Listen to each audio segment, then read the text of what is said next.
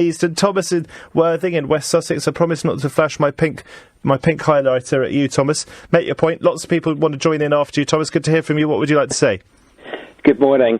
I fear that your earlier Remain supporting callers have fallen down exactly the same rabbit hole that the official Remain campaign fell down. This constant negative narrative, not being able to put forward a positive argument for remaining in the EU and attacking their rivals as being somehow stupid and unable to understand the complexities of the different agencies within the European Union is utterly ridiculous. I mean, I know the difference between the single market and the customs union. I could explain that until I red in the face. What I would quite like to hear with regards to this people's vote, which seems to be a kind of thinly veiled attempt to open up the availability of a second referendum, what are we actually talking about here? Are we talking about a vote on the World Trade Organization compared to May's terms negotiated? Are we talking about staying in the single market of the customs union? Are we talking about a second in-out referendum? You listen to people who back this people's vote, and you don't get the same answer from any of them. You listen to Chuka Umunna, he talks about an in-out, second referendum. You listen to another politician like Keir Starmer in the Labour Party, and he talks about the single market, the customs union, but actually leaving the EU.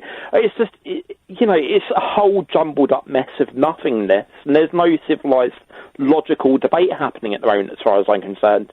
Quickly, though, Thomas, Nigel Farage himself said, I think on LBC, something along the lines that he never said Brexit would be a huge success. Right. Well, I think what he was talking about was the current terms compared to what we would have with the EU. Now, I mean, the argument from my point of view is I would like us to leave the EU to expand our global influence. I would love for us to reconnect properly with the Commonwealth, who I think we so poorly let down in the past. But isn't there a bit of a worry now amongst Brexiteers, not just that Brexit might be frustrated, but also that Brexit might not go nearly as well as they thought it might?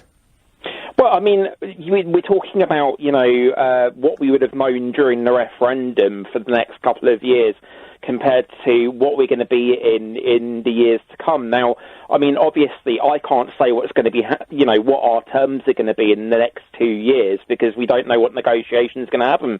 But the whole point of actually making this effort is being capable of negotiating our own trade deals, setting our own tariffs, our own standards, our own legislations, and we can't do that whilst we're in the EU customs union or single market. Thomas, thank you very much indeed. I think that it's going to be a very sticky process indeed, trying to strike new trade deals, and I don't think for a second that in the short or medium term it will add up to the sort of deal we have at the moment by being part of the EU. But thank you to Thomas.